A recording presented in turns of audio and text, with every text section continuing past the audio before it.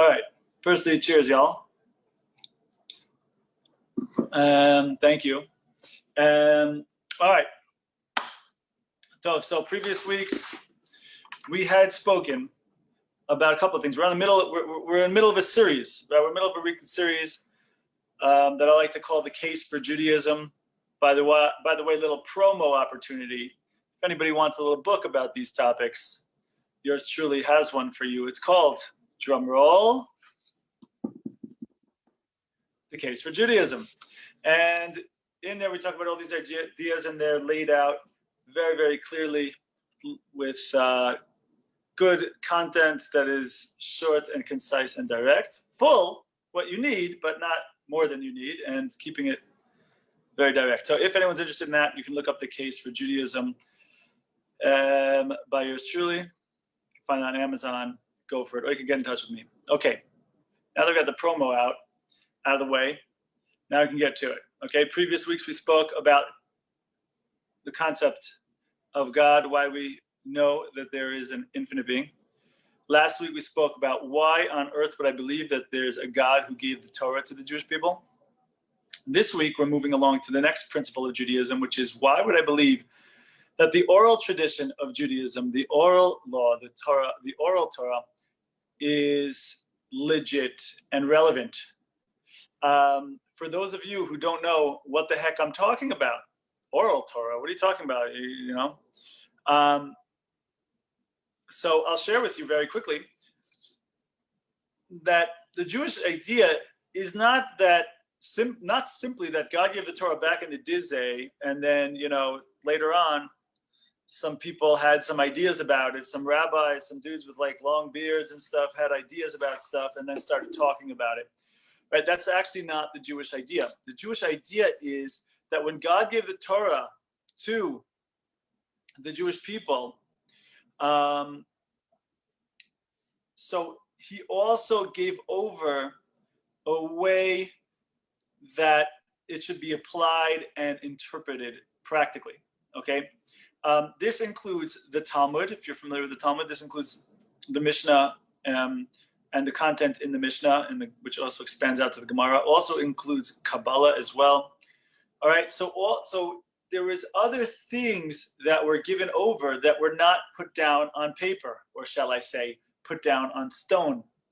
And so we want to share, like, the question is, all right, so how do we know, or if you want to be not as strong about it, why should we believe that God also gave over this oral tradition with the written Torah, this oral tradition of, okay, how are we supposed to read, how are we supposed to understand, how are we supposed to interpret and practically apply the Torah in our lives? And so that's the question I want to deal with you today. And we're going to begin with four hints about why we might believe, or why we do believe, that God gave the Torah, not only with the Torah, he gave an oral tradition, okay? Hint number one.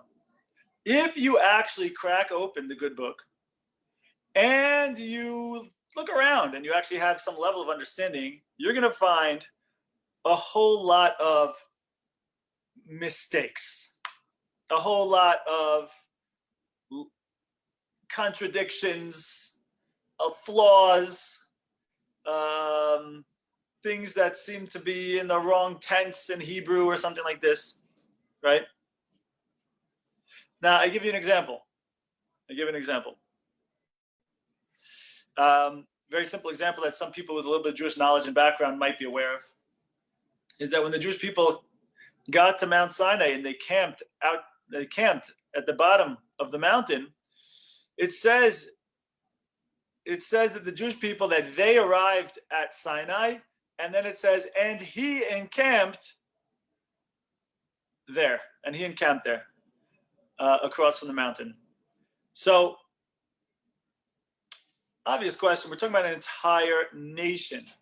Why would it say it in singular? Especially since in this same sentence, it also does use the plural. It uses the plural in the same sentence as in they. And then afterwards it says, and he. So obvious question there. If God knows what he's doing, then why would this be showing up in the Torah, right? So like, look, if you're going to say that the Torah is written by a bunch of people, okay, so typo, people messed up.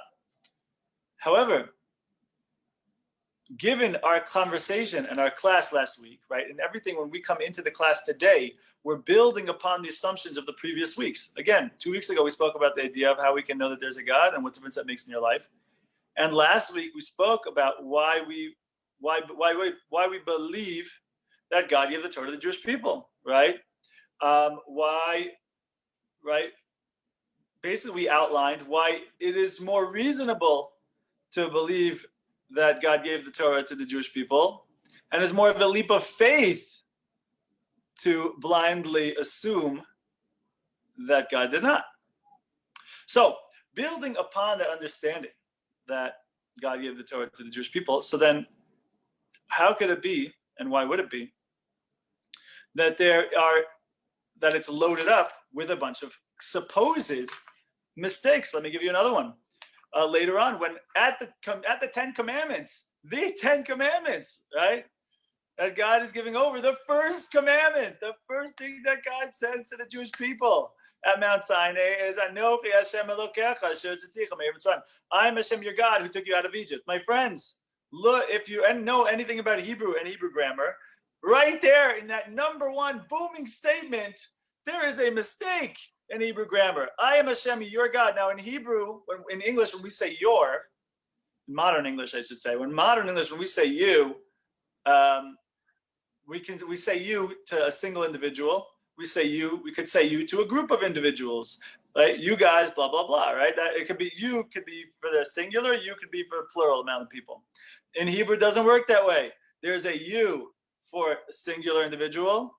There's a you for the masses. Those are two different yous in Hebrew, right? And yet the singular is being used over there when God speaks to the entire Jewish nation. So, what does this teach us? This hints to us, right, a very important principle, that if there's an infinite being, there's an infinite being, an infinite God who gave the Torah to the Jewish people, right, then certainly, of course, there are no mistakes, right? Rather, there's obviously no mistakes. So what does that leave us with? That leaves us with the idea that anytime we see a supposed mistake, it's really not a mistake, and there's something that we're supposed to take from it. There is an unwritten message, or it is written, it's hinted to, but there's a non-explicit message that is intertwined in there that's coming to teach us something, right? So that is hint number one to the idea that there's more to this book, there's more to this scroll than meets the eye, right? Okay, hint number two. If you crack open the good book, or better yet, if you crack open unroll the scroll of the Torah, you will find something, again, if you speak Hebrew, if you know what Hebrew looks, you'll find something very wild, and that is that in the entire Torah, there is no punctuation. That's right. We don't know, it doesn't say straight out where one verse begins and where one verse ends. There's no comma, there's no semicolon. Actually, there's no nikudot altogether. There's no vowels altogether. Now this leads to, now you might be like, all right, well, can you figure it out? Well, hold on a second.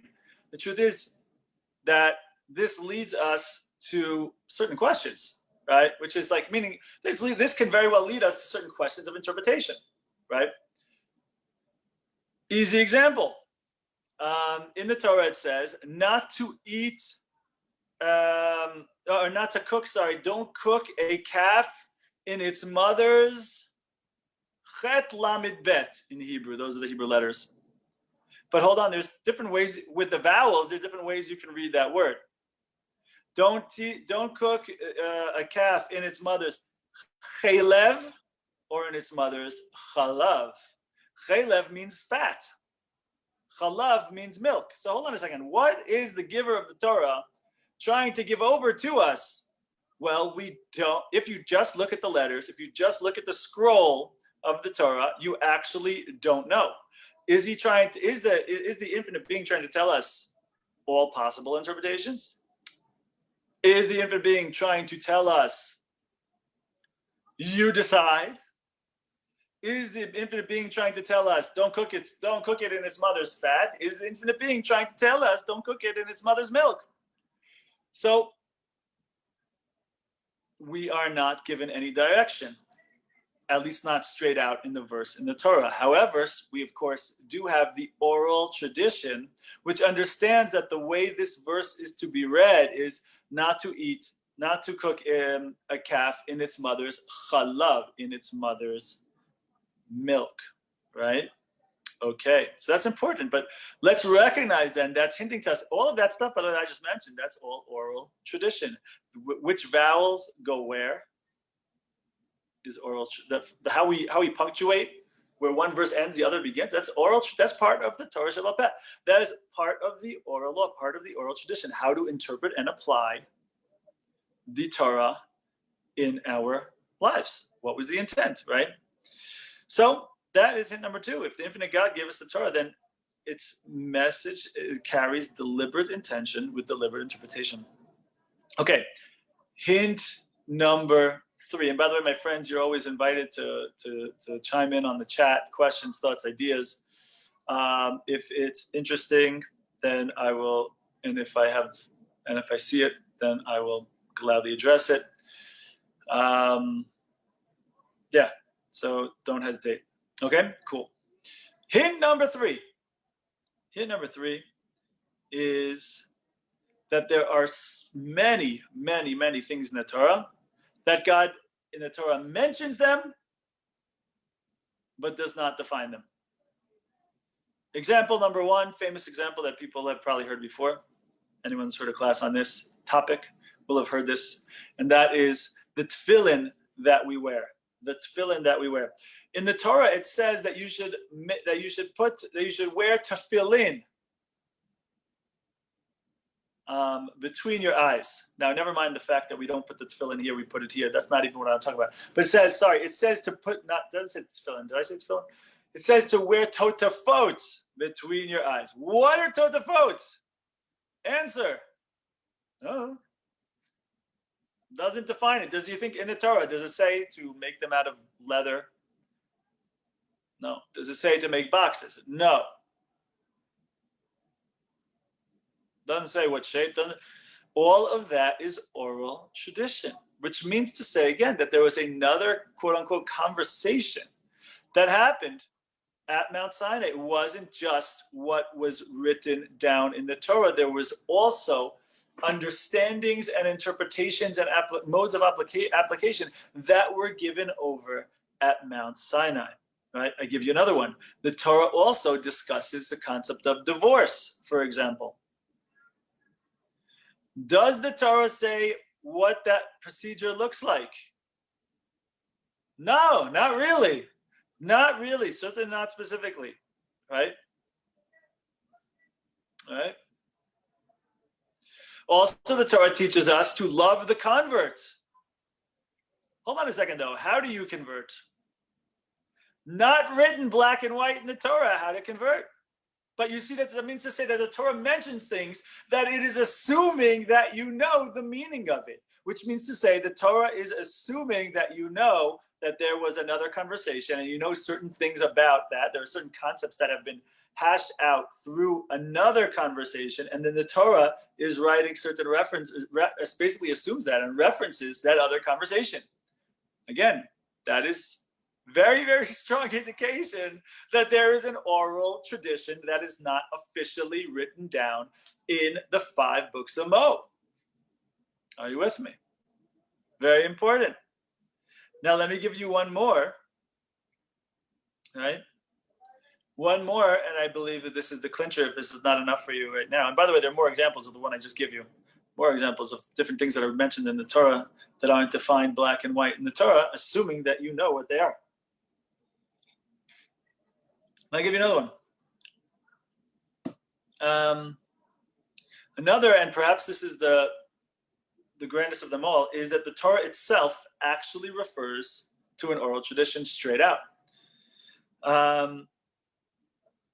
The Torah, at least in a couple of instances, I think even more, I could actually think of more than I'm going to mention to you right now, when it talks about building the menorah, it says, see and construct the menorah in the manner that you are shown. That means, again, do you hear the idea? The Torah itself is saying that that Moshe is going to be shown something. That means to say there is another conversation that's happening. The Torah is telling you flat out that there is another conversation happening here, right? And if that's not enough for you, listen to this one. You know that the Jewish laws of shchita, the Jewish laws of how to kill an animal in a kosher way that you can eat its meat. You might be familiar that there is such an idea, right? It's a whole process, right? It's a certain kind of knife, certain kind of whole situation, right? I'm not going to go into it. You know where the source of those laws are? I'll read you the verse right now. Slaughter from your animals as I, God, taught you. That is the entire verse in the Torah for all of the laws of shchita. What does that mean to tell you? The Torah itself is saying, as I, God, taught you. The Torah itself is saying that there was another conversation. God himself is saying there was another conversation that happened regarding the issue of shchita, right? The Torah is teaching you, is pointing to the fact that like it's taken for granted that there is information that is being passed over that is not written black and white in the Torah. The Torah refers to such information, but it's not written black and white in the Torah. So the Torah itself is saying there is an oral tradition. You hear that idea, right? That's super important. And by the way, the more we learn about it, the more we realize, like, you don't have anything. You basically have almost next to nothing in Judaism. You don't understand what the heck this book is trying to teach you if you don't have if you don't have a connection to the oral tradition. You really don't, right? Prime examples I just gave you right there. But really, that applies to really all of Judaism, all of Jewish law, right? Right. That's the idea. So if the Torah itself refers to another conversation, this is rock solid proof of the fact that there is an oral tradition. So the next question becomes, all right, so where is that oral tradition? Who has it? How do we know it's intact? So let's talk about that a little bit, right? Well, let's see. At first, which groups actually believe that there's a God to give the Torah? So firstly, you got Muslims, right? Now listen, they don't hold by it. They think, okay, Jesus came along and Muhammad came along and now you got to do his thing. But, or Christians will say, Jesus came along, now you don't have to do any of that stuff. But certainly these are the groups that believe that God gave the Torah, right? So you got Muslims, you got like half the Christians, and you got like 10% of the Jews, right? So the crazy thing is that Muslims, Christians, and the non-Orthodox quote unquote branches in Judaism all reject the oral tradition. So that basically leaves the idea that the Jews are the only ones who are even claiming to have it in the first place, right? So, okay, how do we know it's intact? So I think we can take a look at a procedure of transmission that's outlined in Pirkei Avot, a little bit in the Talmud of Eruvin. Okay, different certain places. Maimonides talks about it and outlines it. The procedure of transmission of the Torah, right? And this is how it's spoken about in the Talmud and elsewhere, that you had God give over the Torah. Now remember, we spoke last week about the idea that the unique claim of the Jewish people is that God had revealed himself, came before all of the Jewish nation, which is a unique claim to kick off Judaism that no other group claims, right? Let's just clarify that. And if you want more on that topic, so then you can ask for the you can be in touch with, I guess, Lighthouse for the recording of that talk, right? Because we did that last week. But let's recognize that obviously, if you wanted to kick off a religion, you'd want to be able to have you want to be able to claim that the entire nation saw it, not just one dude. And yet, Judaism is the only group that even that religion or belief system that claims such a thing, right? And so there's more about the importance of that and how we described that in last week's talk. But when that happened, we also recognized that was also God putting a stamp of approval on Moshe and saying, yeah, Moshe is legit. Now, granted, the Jewish people had already seen all sorts of miracles, not only the Jewish people, the Egyptians as well, all sorts of miracles that happened clearly in public, right? You have the 10 plagues, you have the splitting of the sea, all that stuff. But final stamp of approval was when God gave the Torah, when God spoke to the entire Jewish nation.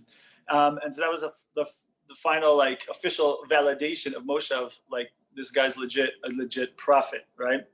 Now, so we know that God gave over then the rest of the Torah to Moshe, right? And then, as we spoke about last week, and then Moshe goes ahead and gives it over to Aaron. And then Aaron, his brother, right? And then Aaron's sons come in as well, and Moshe gives it over to Aaron and his sons. And then the elders of the Jewish people come in as well, and Moshe gives it over to Aaron, Aaron's sons, and the elders. And then the entire nation, and then they go in front of the entire nation, and Moshe gives it over to Aaron, Aaron's sons, the elders, and the entire Jewish nation, right? So that's 4 times that it's given over by Moshe, right? Okay, at that moment, Moshe steps away, and now Aaron gives it over to Aaron's sons, to the elders, and to the entire Jewish nation. At that moment, Aaron steps away, and then the elders give it over to the entire Jewish nation as well. So what it comes out is that everyone was there, everyone was present, everyone was involved 4 times. Hope I didn't botch that, but that's the idea, right? Now, after this, each elder, let's just be clear, each elder has their own school, right? And each of the students have their own notebook. It's not like everything had to be memorized and that's it. Yes, there was memorization. There's no question about that, right?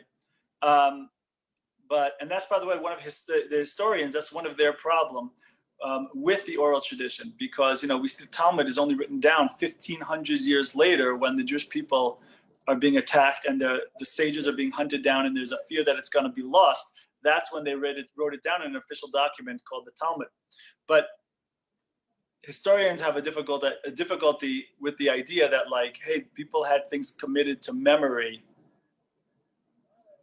for 1,500 years, right? They can't fathom such a thing. So that's why they have a tough time with this, because there isn't an official record, because there wasn't an official record written, but there was, nevertheless, throughout, people had their own personal notes, their own personal notebooks and things that they kept. That for sure.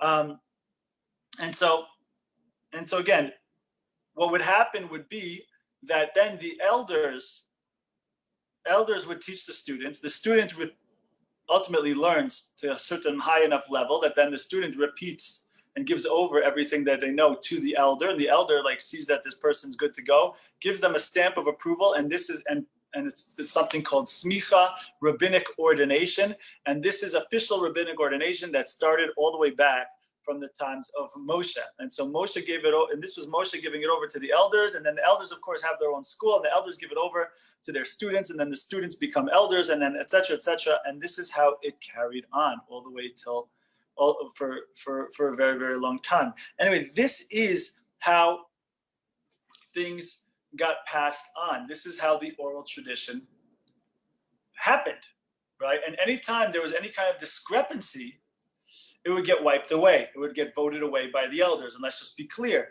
It doesn't mean that voting on stuff, and we're going to talk about this maybe in a couple of weeks, maybe we'll do a class on Judaism and democracy, right?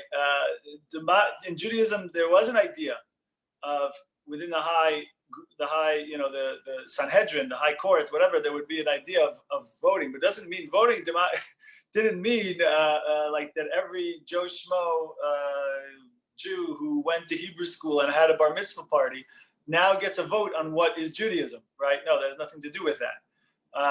So there is a principle that we'll talk about it another time, but certainly there is a principle of a certain level of the idea of democracy within Judaism, but not in the way, and certainly not in the way that it's that people want to kind of present it nowadays. But anyway, that's going off topic. But you still may have a question. Hold on a second. So then, how do all these different opinions within Judaism arise? How did the concept of machloket arise? So I'm going to give you a little bit of a spiritual answer, and that is that we have to understand the difference between a machloket and a vikuach in Judaism. Vikuach in Hebrew is an argument. Machloket is also, you could translate in English as a dispute or something like this, but there's a difference between the two.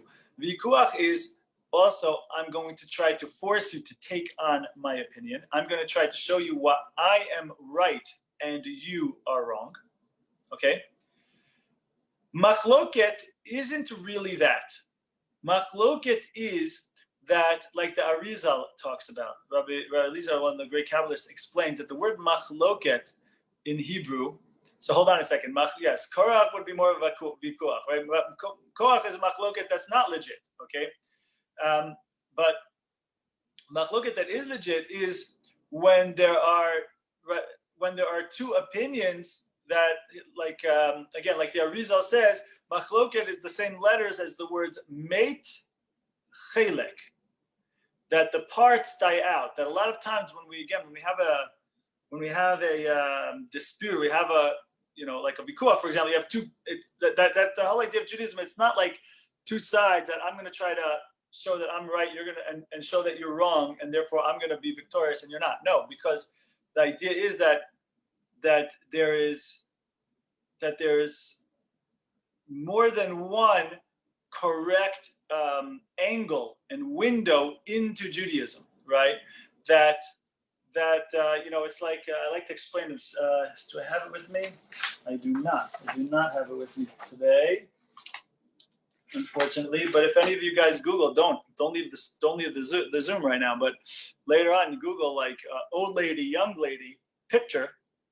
And you'll see it'll be one of those pictures where it's like there's two faces, and when you focus on this one, the other one falls to the background. You focus on that one, though, the other one falls to the background. It's like there's a holistic picture of Judaism, a holistic picture of Torah, which includes both different opinions. However, when you're focusing on one opinion, the other opinion seems like it can't be, right? And then when you focus on the other one, it's like it's either this or it's that. How could it be both? I give you an example of this in philosophy and in spirituality, right? Free will versus predetermination. Right? If you're in the headspace of free will,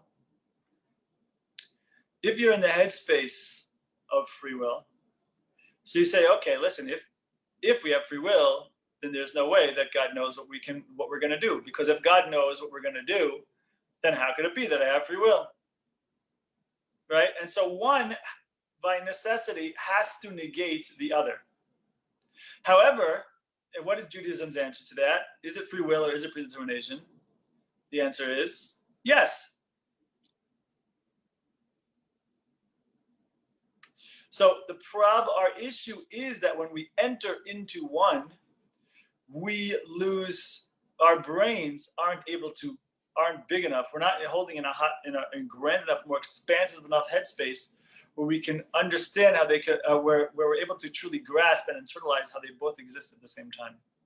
But what if I were to tell you those aren't a contradiction, and that it's not this or that, but it's this and that?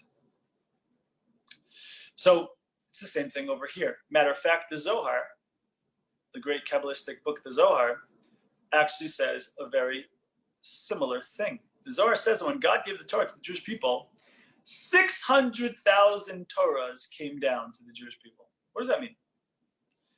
It means that according to Jewish mysticism, there were 600,000 root souls of the Jewish people. And they're all present at Mount Sinai. And so when God gives over the Torah, when God reveals himself, God gives over the Torah, God speaks to those Jewish people at Mount Sinai. Each soul, based on its unique characteristic, receives the Torah in the way that it is supposed to receive the Torah. Do you hear that idea? And so based on this, you will find that there are 600,000 unique, legitimate angles, perceptions, windows, opinions into the Torah. Now you have machloket. But it's not because one is the absolute right one and the other one is the absolute mistake, and therefore one needs to beat the other one down. No, they're all independent and interdependent aspects and windows into that holistic picture called the Torah. Okay? And so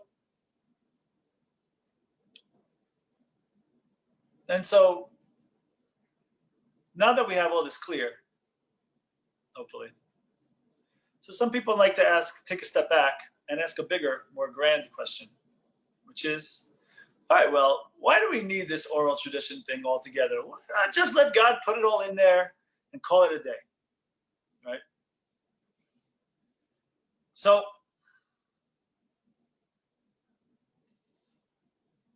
we should add then that the idea is that the Torah should be a living document, that the Torah should be alive, that the Torah should flow from its source, from God, from the Jewish people at Mount Sinai and that whole thing, that it should flow forth into life, into reality, into the nitty-gritty of this world. And that means with every time period, with every generation, and with every new invention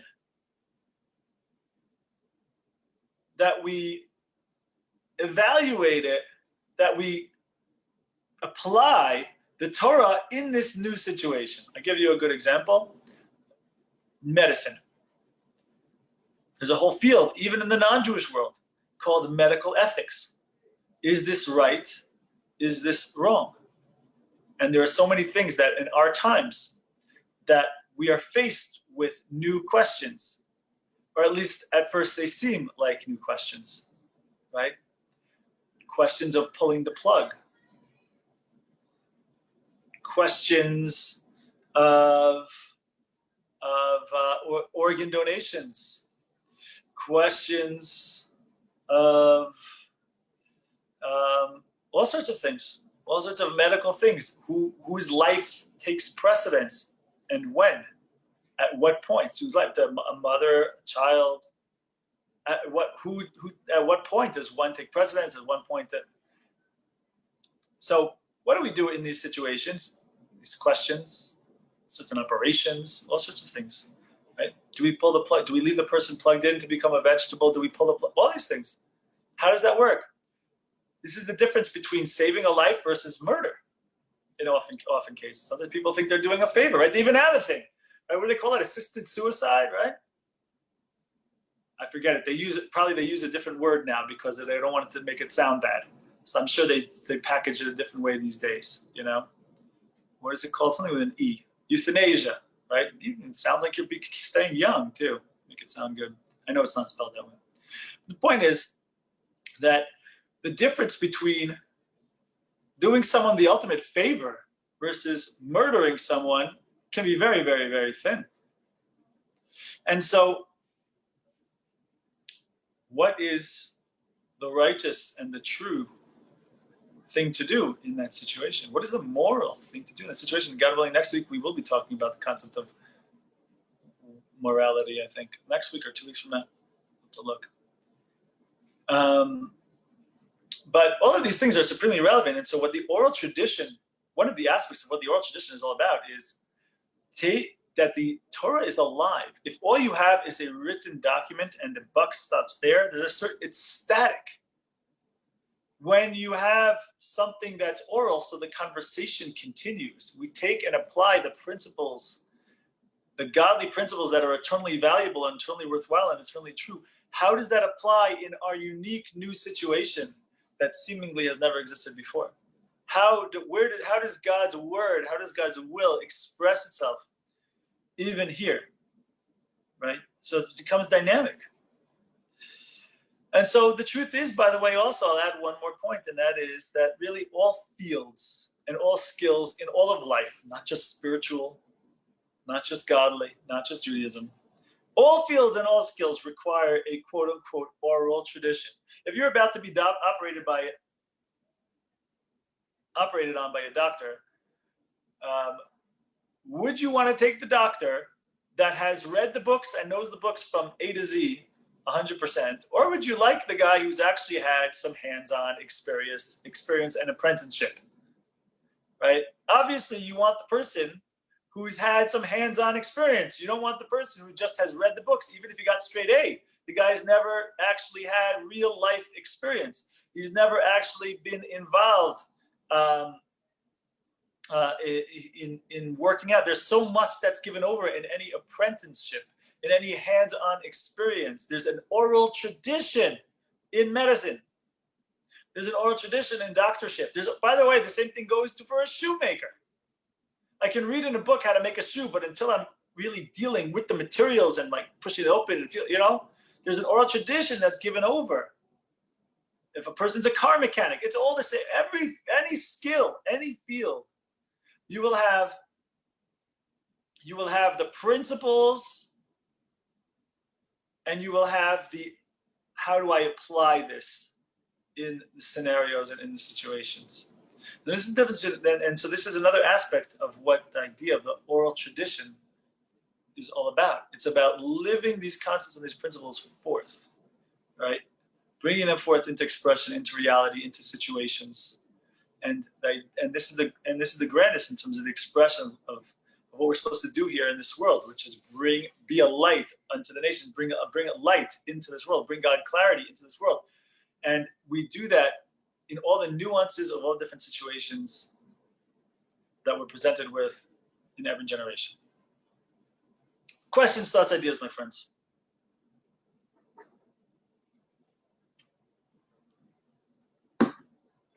Okay, so I guess that's it. We're going to call it there, my friends. I hope this is meaningful.